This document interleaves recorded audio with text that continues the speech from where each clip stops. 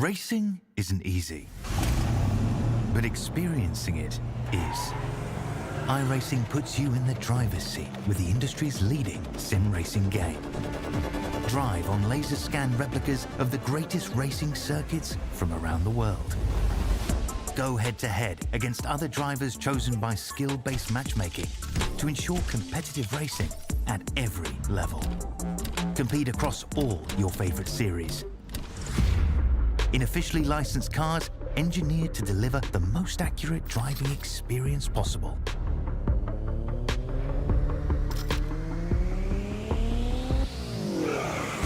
Join a race or host your own with players from across the globe.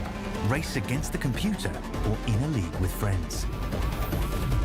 Feel the thrill behind the wheel. Visit iRacing.com.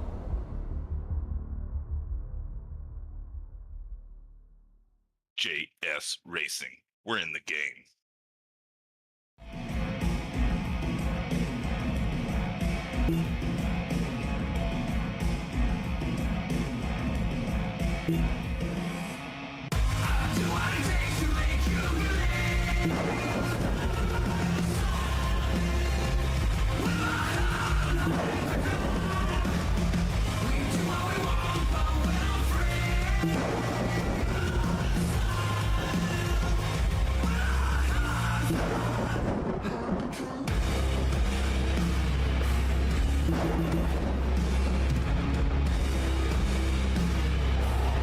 Gentlemen, start your engine!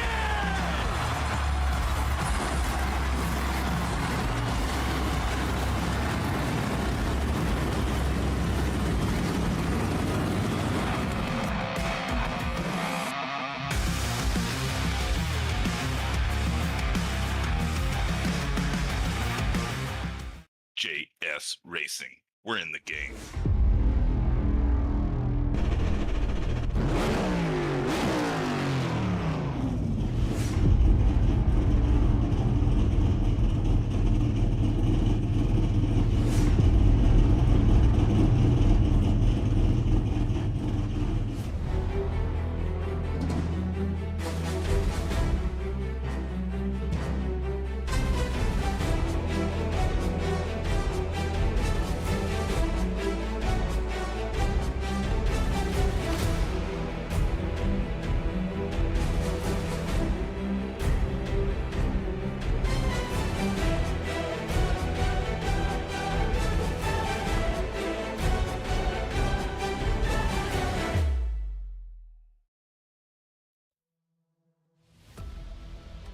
Welcome back, ladies and gentlemen, to the Super Formula 23 B Open Series right here live on VSPEED. Brought to you in part by Graham Crackers Racing. No matter if you're searching for speed or a place to race, you found it. Stop by the Graham Crackers Racing Discord server where everybody is welcome. Looking for a team? You're in luck. We are actively recruiting for both of our Super Formula 23 and NASCAR teams. You can join by using the link in the description below. And while you're there, don't forget to check out Race Ready 3D's link in the description as well. All thanks to the partnership with SimRacingNation.com for making all this possible for us here on VSPEED. I'm your host, Logan Threlkeld, and of course, taking the controls in the production truck, and our co-host, Bradley Cooper, with cameras provided by Dougie Beard. We find our way to Road America for today's event, and I know a lot of these drivers have been really excited for this one. It had the most potential for rain. However, today, 0% chance of rain in the forecast on this 4.04 mile circuit located in Elkhart Lake, Wisconsin. 14 corners here at Road America. It's a very long track, a lot of elevation change surprisingly here.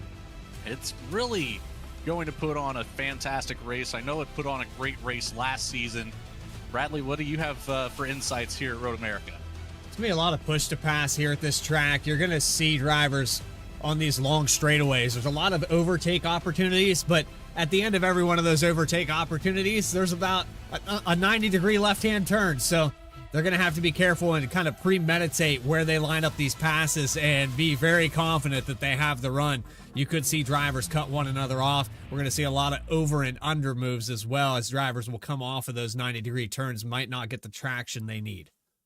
And although no rain in the forecast, we have high winds and very much cloud coverage today, 99% cloud coverage to be exact.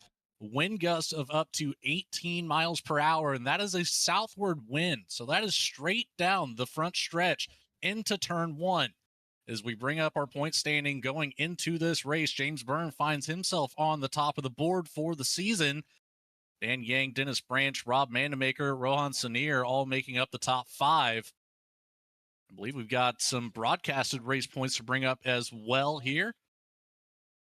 No, that's what these guys really like to look forward to, seeing how they've carried on through these Saturday races as the qualifying session does come to an end. Do not believe we'll have enough time to get through all of that. Indeed not. We are ready to grid, Bradley. Let's take it right down to that front stretch as we're going to have drivers start popping up here. Take a look at who has taken the pole for Road America today. None other than Timothy Freeze Larson with a 139.200. Starting out to his outside will be the number 5 of Dan Yang in P2. In row number 2, James Byrne finds himself in P3 with I.M. Keeman in the 6, starting in P4.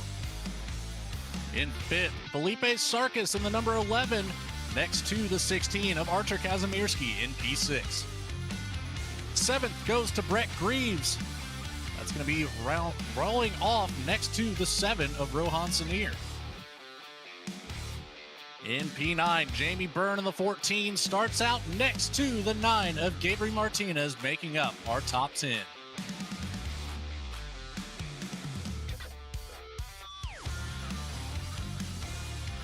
Victor Odd is going to start in the 11th position with Valerio Fagundes Tavares going to start in the 12th spot. 13th, Benjamin David with JP Emmon in 14th spot.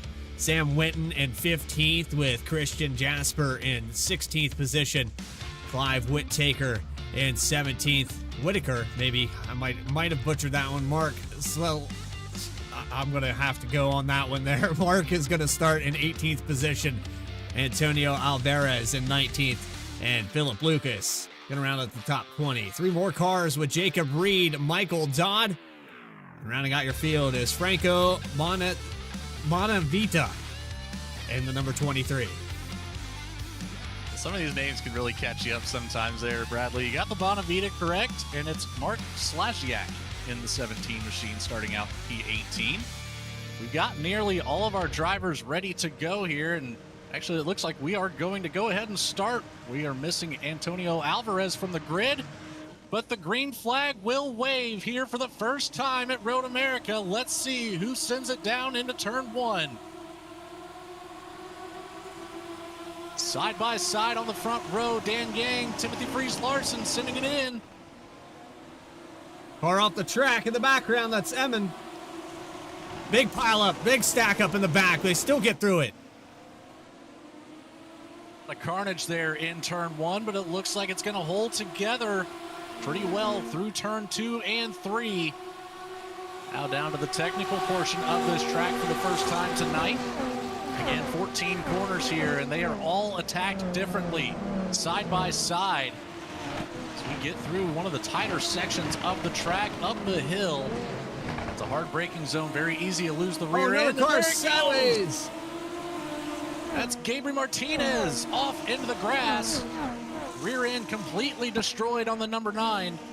Benjamin David had an incident himself in the corner previous, but was able to recollect and back on the track. Timothy Freeze Larson, James Byrne, Felipe Sarkis have all made their way through cleanly and now have quite the distance between our top 3.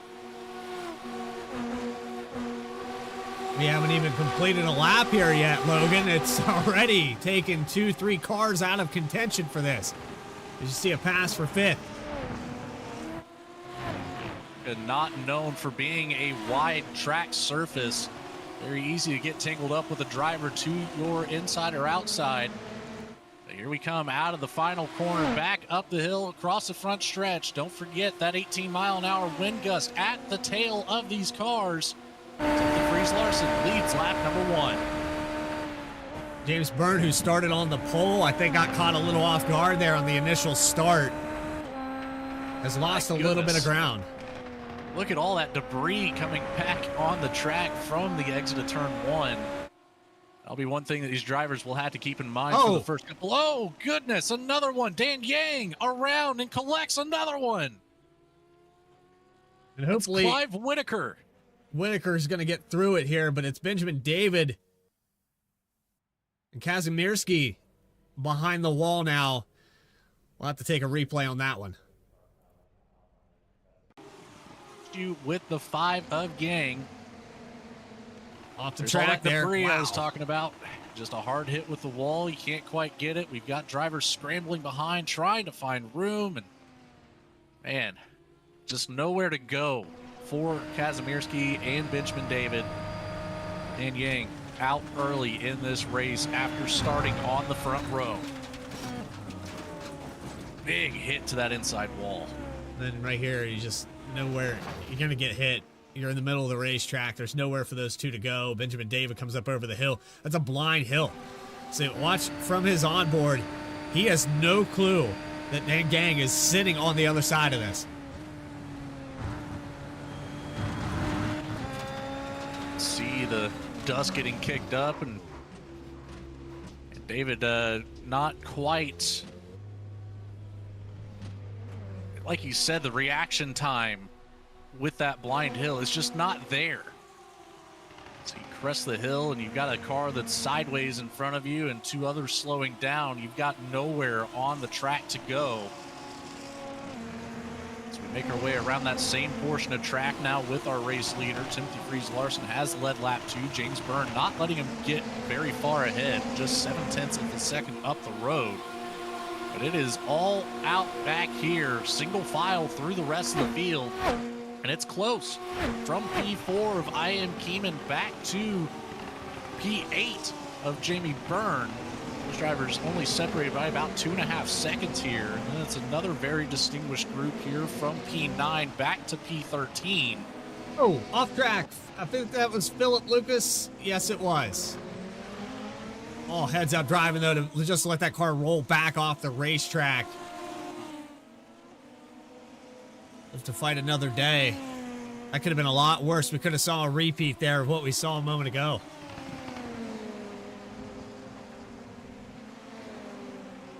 That's one of the better heads-up driving I've seen on a track like this. Again, turn 5, I believe, is what that one is, coming up the hill.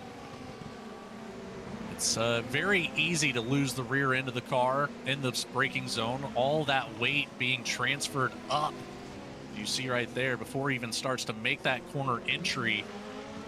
Like he said, just lets it roll off the track, out of the driving line, keeps it off the wall, most importantly for his race. He'll be able to continue on, just losing a couple spots here. And as we're already seeing, this one has a chance of being a race of attrition.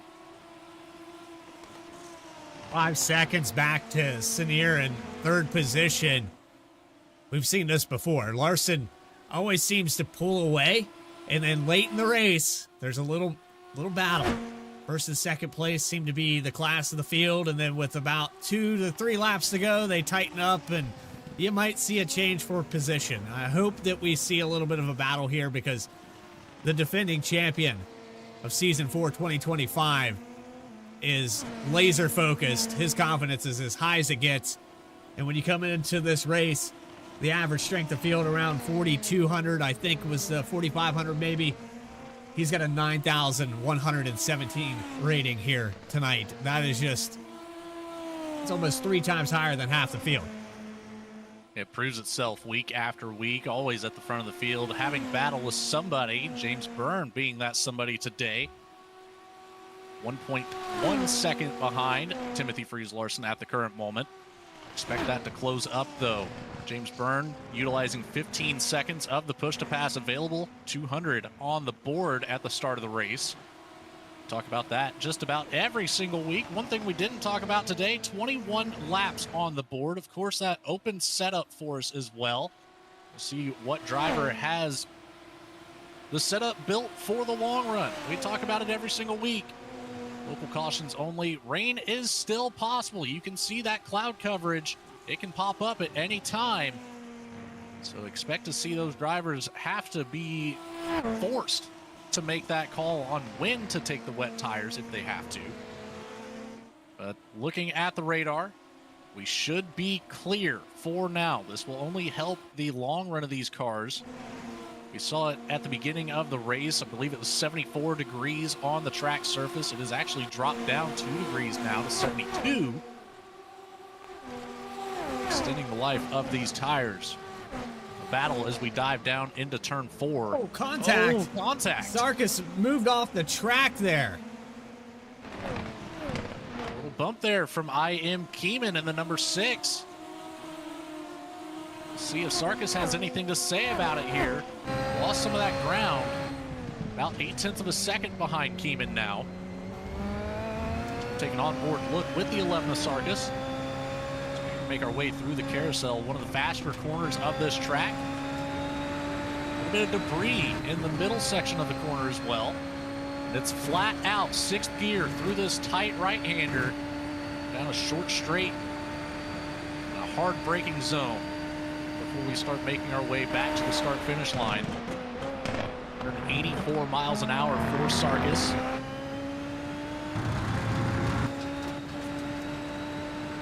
Very tough section as well. The elevation change, the canter of the track surface in itself really throw you off and get the rear end sliding quite a bit up the hill to the start finish line. Sarkis not in a safe spot right now. The 3 of Jacob Reed is closing that gap, using that draft bubble to catch right back up to the number 11. The 3 car definitely on that push to pass, gained a ton of ground, shaved down to about 0.2 of a second. And last time by, Sarkis with that off track was about 2 minutes slower than the guys behind him. And look at this, the 8 car getting ready to overtake. It's the 8 of Brett Greaves, currently running P8. Jacob Reed was able to get around Sarkis. You know, one thing I think we need to get better at up here, Bradley, stop calling this the draft bubble for these cars. I think we'd have a lot of people upset if we don't start calling it the slipstream. I guess it's properly named. Again, with that debris in the carousel, turn 10. Had to wonder when that might clear up after a couple laps and really be able to put all the speed down through that corner. Side by side as we make our way down to turn 12. It's Jacob Reed moving up to P5 around I.M. Keeman in the 6. So Reed now finding some speed, coming in as the 3rd highest iRating driver. Started way back in the 21st position, so not a great qualifying effort at all, but a lot of passes made so far, 16 to be exact. And he's got a chance to catch up to the top 3 positions. He's only about 3 seconds away. Catching up to Victor Ott a little bit there, matching lap times. Top 3, about a half a minute faster last time by. We'll bring the last lap times up on the screen. But you can see 140, 126 for the leader, Larson. He's a second faster than 4th position Odd. And, you know, that's over the course of 21 laps. That's an eternity. That's half the racetrack. So if you're sitting in 4th right now and you're Victor Odd, you're trying to find that balance of the car to maintain this position. You might not be faster than the top 3, but you definitely don't want to be slower than 5th place on back, because it is a hornet's nest of cars. And once one starts passing you, you're going to get picked off 2, 3, maybe even 4 spots very quickly. He continues to close that gap to Victor Odd. Odd has already utilized 60 seconds of the push to pass, 140 remaining for the number 10 of Odd, the 7 of Sanier. The 11 of Sarkis, the 8 of Greaves. Greaves currently on the push to pass as well. Marcus tried to look to the inside. Remember, this was a battle earlier in this race between the 6 of Keeman and the 11 of Sarkis, and it didn't go well. A lot of contact. Sarkis got moved off the racetrack. And I just wonder what the aggression level will be here as you see another overtake opportunity into turn 1 to the right side. To the inside. Not going to give him room at all. He gets ahead, though.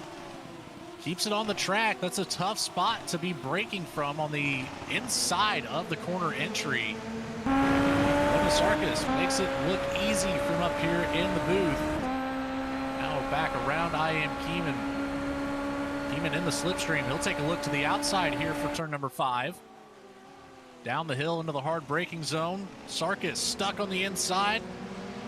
He'll make it work, though. Keeps it ahead of Keeman. A little bit of an issue for Brett Greaves just behind. Off the track, got a little squirrely, but lines himself back out. Valerio Tavares, Jamie Byrne just behind in the 9th and 10th position.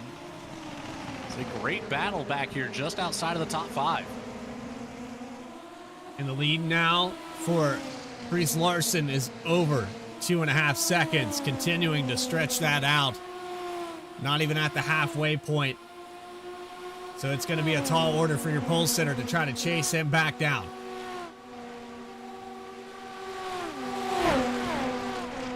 By side down into turn 12 once again. Greaves on the inside, Keeman on the outside. Greaves makes better of it. Up to P7 for the number 8. This is what I was worried about earlier, Logan, for Victor Odd. This is happening now to Keeman. Once one car gets to the inside, you might find 2 or 3 more willing to take advantage. You don't get the exit speed when you're side by side. And so that opens up the door for the next car in line. And it can just be domino after domino. And you make up all that ground early in the race. You might have used your stuff up and you can't defend quite as well. Defense on such a narrow track is a key aspect that we really have to focus on. So we've already made it through our first third of the race. Here on lap 9, Timothy Freeze Larson has led every single lap since the green flag drop. That lead continues to grow, now up to 2 3/4 of a second, closing in on 3 seconds. He's making his way down into turn number 10 now. That battle for the 6th position has not subsided. And then just outside of the top 10 as well, there's another battle back behind for P12. Michael Dodd, Mark Slasiak, JP Emond, Philip Lucas have all found themselves rather close to each other, within about 2 seconds, all those cars. Sam Winton is kind of on an island on his own there in P11. He's got some breathing room behind. He also has a lot of work to do if he wants to make it up to the top 10 and catch up to the 4 of Valerio Tavares. You mentioned earlier, and I think it's 2 different terminologies. I know you mentioned slipstream and you mentioned a bubble for draft. And I think they're 2 different things, Logan. I think you could put them in the same wheelhouse, but slipstream, you want that. You want that down the straightaway. That's going to be kind of your overtake. But the bubble that we're talking about, I think it's a different reference, is where the car becomes ill handling. You find that kind of bubble in the turns where you don't have that front downforce. You don't have the same bite on the front tires because that front spoiler isn't actually pulling any air. These cars punch a massive hole, especially at high speed, and that's where the slipstream comes into play. But when you're going into a turn, you want as much clean air on the front of this car as possible. That's why you'll see a lot of drivers try to set that up for the pass so they can get clean air on the nose and get through this exit. Hitting those marks as best as possible. Good defense there by Sarkis. Here. Yeah, there's a call over the race comms there coming from Brett Greaves. A little unhappy. Maybe a double move there from Felipe Sarkis under braking. So expect to see Greaves. Greaves he goes wide. Getting frustrated. Turn number 9 takes him off of the rear spoiler of Sarkis and right back on the front wing of Jamie Byrne. I am Keeman just behind as well. So all that ground that he just made up and trying to force the attack, it bites him. Brett Greaves still holding on to the 7th spot, setting up for defense on the inside here of turn number 12. Jimmy Byrne gets the nose just ahead. Still side by side, working back up the hill. It's not an ideal place to be side by side at all. Greaves will get the best of it. He's going to drive off of turn 14 very, very nicely. Ian Keeman picks up a black flag, assuming 4 incidents. So the 6 will fall out of this battle and bring it down pit road. Rather disconnects from the session, actually. So the 6 will retire early, as he was all over that battle between Greaves and Byrne for the 7th and 8th position.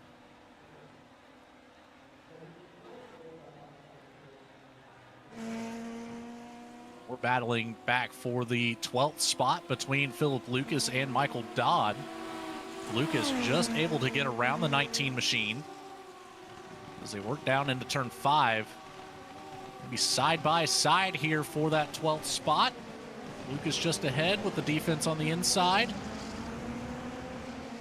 Keeps Dodd at bay.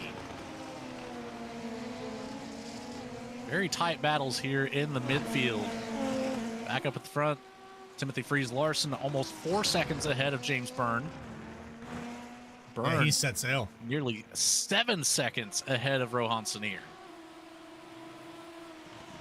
Yeah, they've set sail, and Byrne's 4.1 on the ticker here behind, and it just continues to grow every single lap. I mean, we can look at the push to pass, but I don't think it's going to matter much here. When you're Freeze Larson, you've got all this clean air in front of you. You can run your own line. You haven't had interference from any cars. This track's big enough that most likely not going to find lap traffic here. And I think for Larson, it's just maintain the car. You don't have to set a heater lap time every time, but he's continued to get faster and faster. Last time by, the best lap of the race.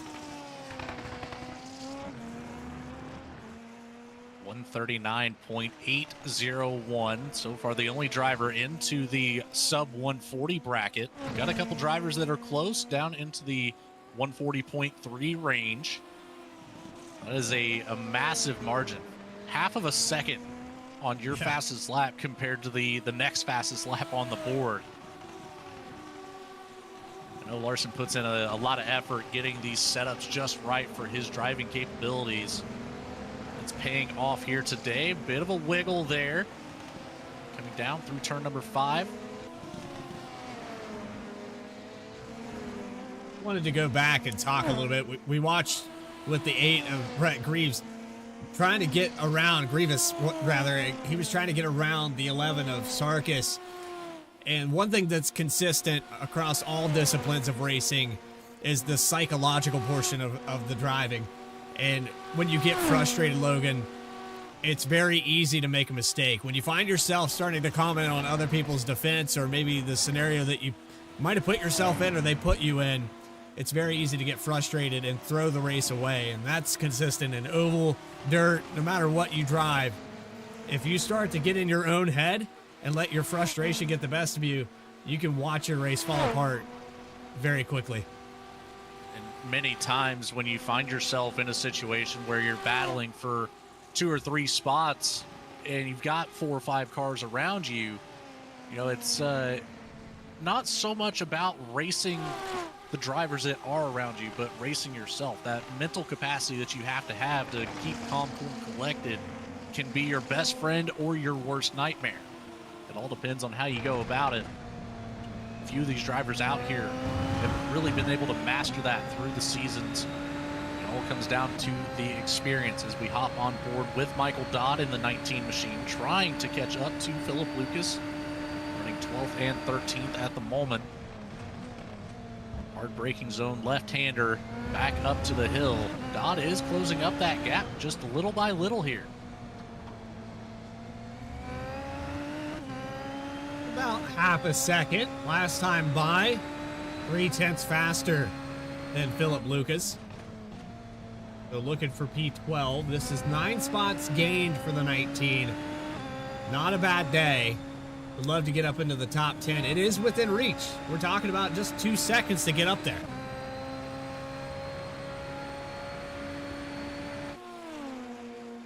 Michael Dodd has 122 seconds still remaining on the push-to-pass OTS system. Philip Lucas was actually utilizing some of that. He brought himself down to 123 seconds remaining. So keeping it even between those two drivers back there just outside of the top 10. I saw a little bit of an off track there for Emin. He was racing with Sam Witten. I think maybe went out a little bit wide on that last exit that we caught just a glimpse of. That's going to reel them back closer to Philip Lucas and Michael Dodd. We might have a 4-car battle for the top 10 within the next 5 laps.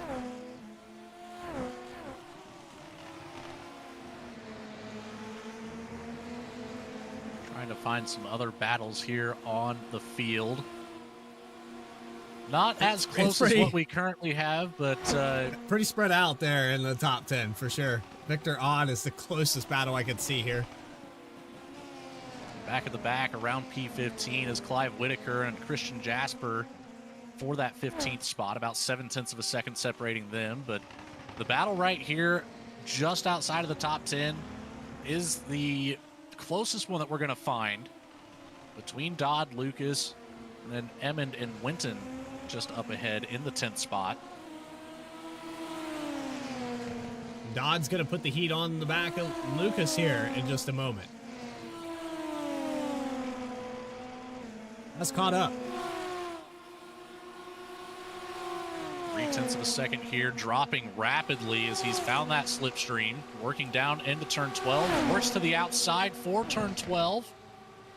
Can he get the nose ahead? Not quite clear. Oh, nearly cuts off Lucas. Contact made on exit. Still side by side. It's not going away, but Lucas finally subsides. Michael Dodd up to P12 after contact made on the right-hand side of his car. Have to worry about Lucas's front wing there. That left side of the front wing could be slightly damaged after that contact. I don't think it was hard enough for any sort of steering damage. Keep an eye on that 12. See if he starts to fall back at all to Mark Schlasiak. About 1 second behind these two drivers at the moment. Now it's 3.5 seconds up the road for Dodd to catch back up to JP Emmond. 0.3 of a second for Emmond up to Winton. So it's about 4 seconds there if Dodd wants to see a top 10 finish on the event. Very doable. I mean, based off lap times, when Dodd wasn't, trying to overtake the last lap time, we could kind of throw an asterisk on. There was an overtake there with Philip Lucas. But when he's in clean air and he can run his own line, take these corners in the right approach, he was about half a second faster than Emmond. I'm not sure if Winton is off pace here or what exactly the deal is, but Sam Winton has lost even more ground to these two in the last 3 or 4 laps. It's been a 141.221. That's off the pace from, the best lap time. Still, that is his fastest, but it's off pace compared to these guys behind who have really picked it up. A 148.08 for Emmond just a lap ago. That's a lot of ground made up in a short amount of time. As our top 5 continues to run, no changes made on the timing and scoring. Timothy Fries-Larson still holds the lead. James Byrne 6 seconds behind in P2. Rohan Sanier 7.5 seconds behind James Byrne. Victor Odd, Jacob Reed making up P4 and P5. Felipe Sarkis, Brett Greaves, Jamie Byrne, Valerio Tavares, and Sam Winton making up the rest of our top 10. But it may change here as Emmond and Dodd are both, like you just said, making up some of that ground there on the 22 machine of Winton. And Winton was using his push to pass to try to stay ahead here. I think the struggle starting to become apparent to the 22. Do everything he can to try to maintain this top 10. Battle is on. JP Emmons Oh, he gets is loose. right there. Yeah, big loose coming out of that corner. Turn number 6 can be quite treacherous. Turn 7 and turn 8 as well. If you don't hit your mark just right. The 9 through 10, the carousel. So we're going to be side by side down into turn 12. Emmons to the inside. He gets well clear before corner. Up to the top 10 for the 13 machine now. Sam Winton has an opportunity to try to stay there. 85 seconds remain on the OTS for him. But Emmons is going to activate the OTS and try to extend this gap. Starting out now at 0.6 of a second as we cross the start-finish line. See what Emmons can do next time we're around here. Look behind. Michael Dodd has closed that gap up to just 2 seconds to Sam Winton. So he is making up ground rapidly, nearly 2 seconds faster. It was 1.5 seconds faster for Dodd over Sam Winton last lap.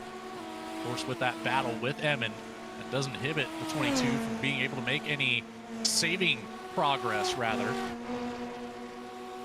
Dodd is getting closer and closer as the time goes on. Yeah, I'd say probably with the white flag coming out, Dodd's going to be at the back bumper of Winton. I don't know if he has anything for Emmons.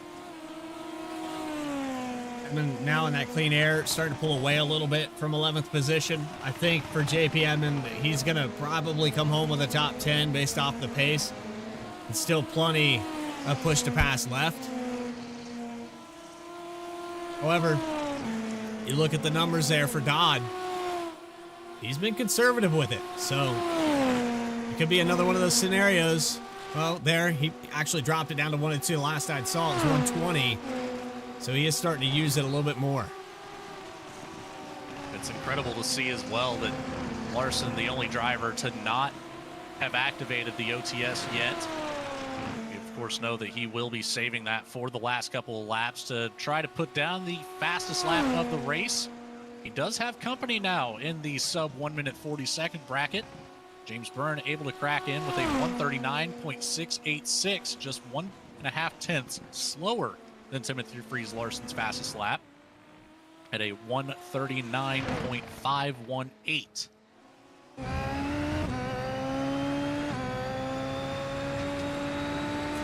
On board now with James Byrne. Crazy to see, though, because if Larson's on this racetrack, James Byrne, your pole sitter, he's leading by 15 seconds. Like, I don't see why he wouldn't pull away from this field and have that lead that we're seeing from Freeze Larson. The pace is there for the two cars. There's just something that Larson has figured out on this racetrack that is just that missing ingredient, you know? It's like when you get pie anywhere in the country, and it's different everywhere. It's all apple pie, but there's just one thing missing. It's just not like home. I hate to be that guy to correct you here, Bradley, but James Byrne did start in P3. Timothy Freeze Larson was our pole setter. Dan Yang started in P2, but of course, we saw him exit very early after an incident out of turn number 1. Hitting that inside wall of the track, coming back out on the track, collecting Archer Kazimierski and Benjamin David as well. I am Keeman out of the race with the black flag.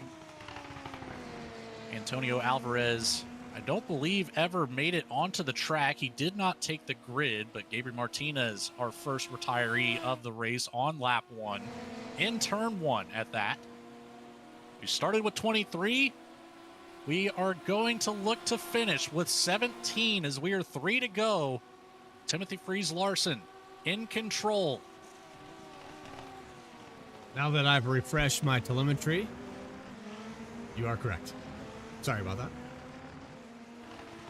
I think I said that 3 or 4 times. You have, but I was going to let it go, see if you would catch it, but we were getting to the back end of this race, and the misinformation wouldn't have been the most pleasurable, I would say. Yeah, I'm never as good as the information I have, and apparently with some updates here, we've had some porting issues, but we're working out the kinks.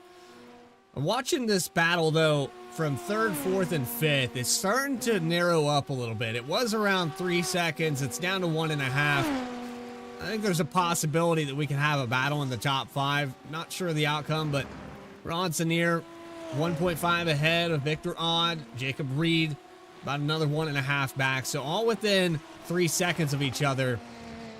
And this is the time of the race where you're going to put up your fastest laps, and you could see guys make mistakes. We could see a change forward position. As you go back to the battle, we were talking about Michael Dodd. He's lost ground in 11th. He's 3.1 back, so Edmund probably going to seal the deal here for a top 10. Sam Winton, side by side now. There's a pass for the 13th position. Zlasiak able to get around there, utilizing the outside line into turn 12. We've seen that pass made quite a few times on the outside of turn 12, more times than I would expect. But up to the 13th spot, Winton finding himself way off pace now. His last lap here as he crosses the line, a 1 minute 47.977. Yeah. But he's going to work right back around through the inside of turn 1, back up to that 13th spot. So a great recovery. I would say a mistake was made somewhere along that.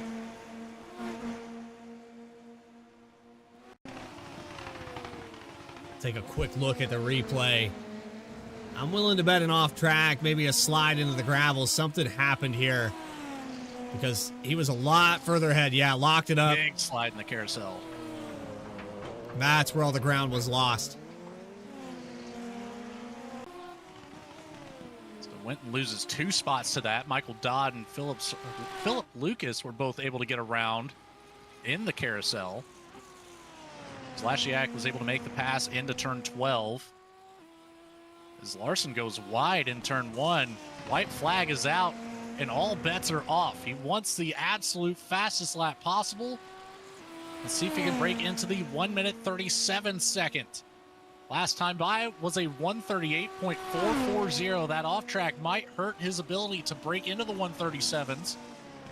He's going to use up the rest of that 60 seconds of OTS remaining here to complete this final lap. Let's see what the number 1 machine can do. He is pushing it to all of the limits this car has, all of the track limits that we have here at Road America as well.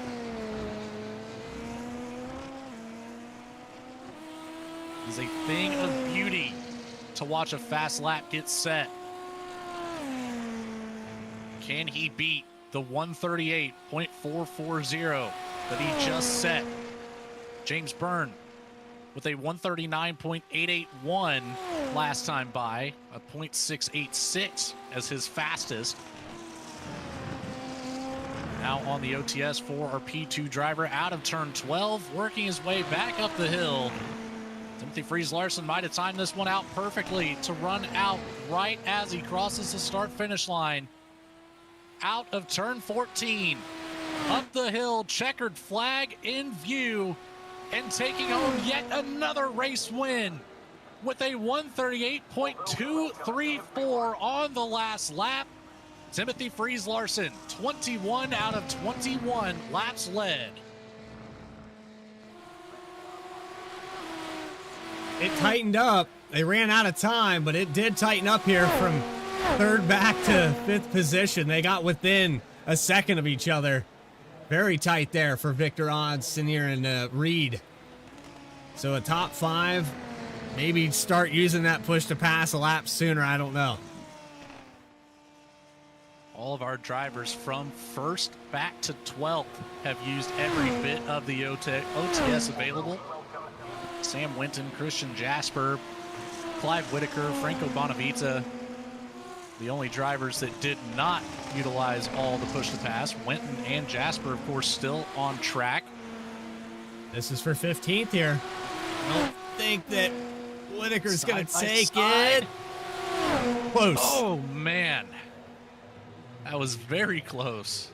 0.0252. Oh, it's 0.03 of a second. Very close battle there for 15th. Was in favor of the 17 of Zlasiak. Clive Whitaker in 16th. What an effort, though, from the 18. That will leave just Franco Bonavita with the push to pass remaining. Everybody else utilized every second that they could. Well, Brad, we saw it live, but let's take it through our final results here at Road America. Of course, the number 1 of Timothy Freeze Larson getting the win here today. Leaves James Byrne, the number 2. Started P3, gained the spot after Dan Yang exiting the race early. He'll round out here in second with Rohan Sneer making a podium finish. We'll have a word with those 3 drivers here in just a minute.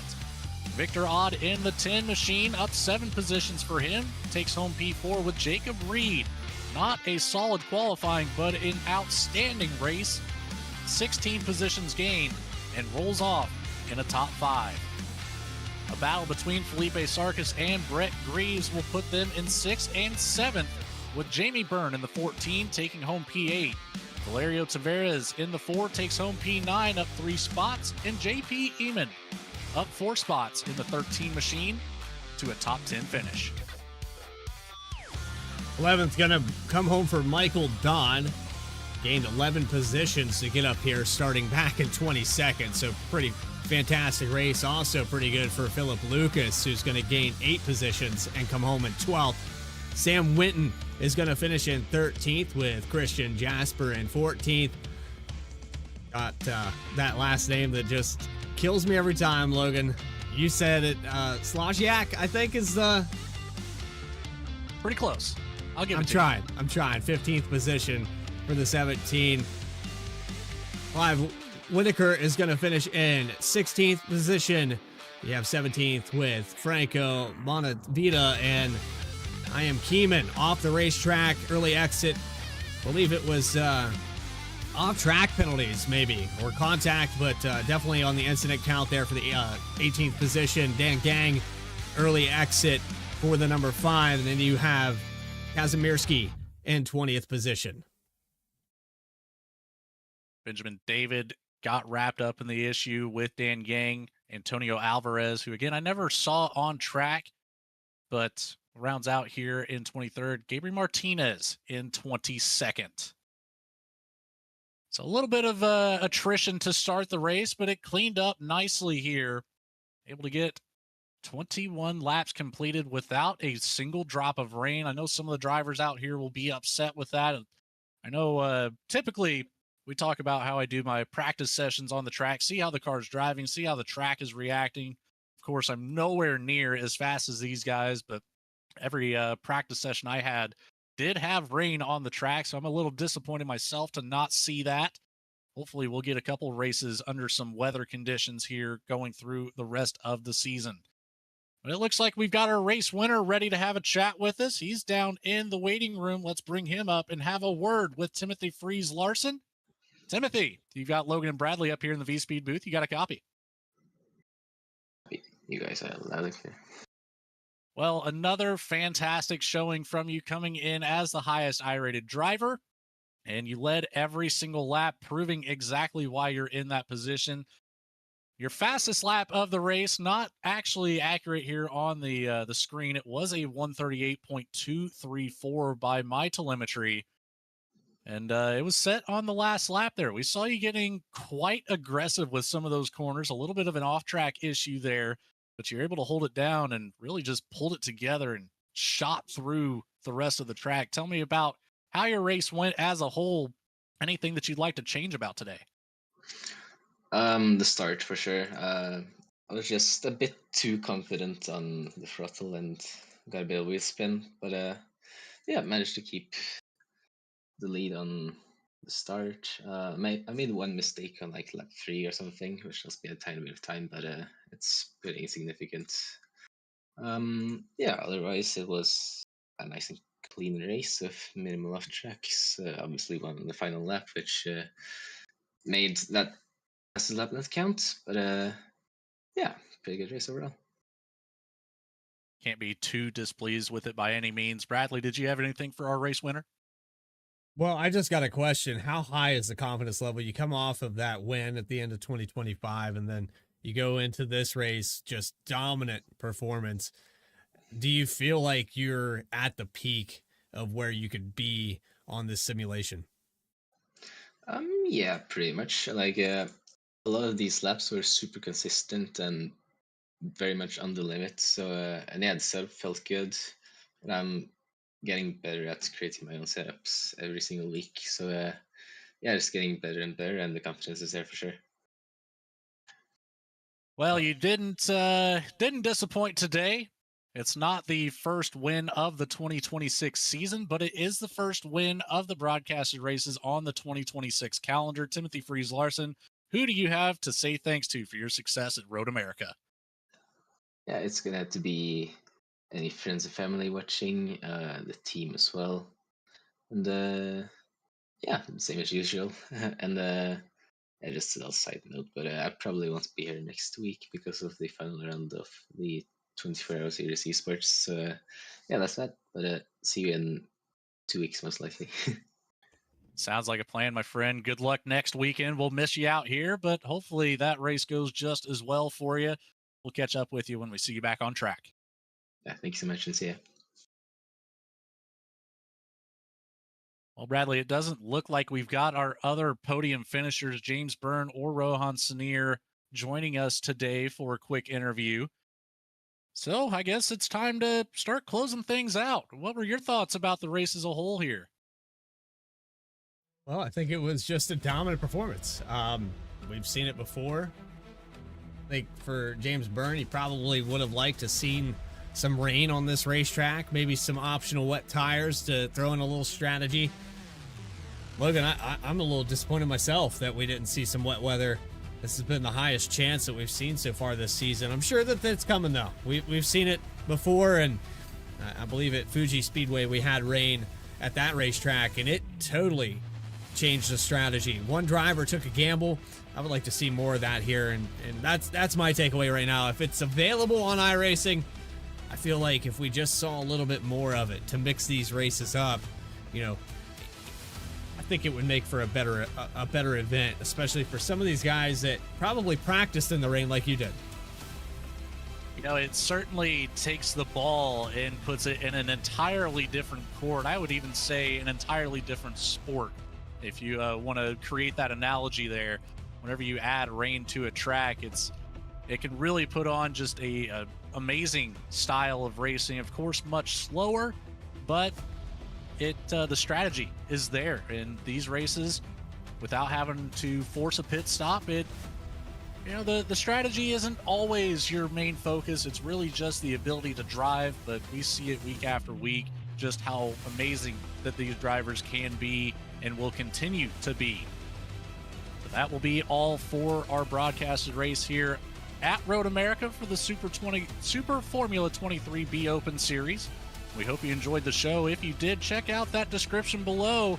You can be a part of the reason why these shows get to go on every single week. Check out that Patreon link in the description below, as well as Graham Crackers Racing for being a part of it, and Race Ready 3D. Of course, again, thank you to Sim Racing Nation for making all of this possible for us here on VSPEED. We enjoy being a part of it, and we continue to hope to enjoy to be a part of it. That'll be all for today. I've been Logan Threlkeld, of course, Bradley Cooper on the controls, and cameras provided by Dougie Beard. We hope you all have a great rest of your weekend, and we will see you next week. Good afternoon, everybody.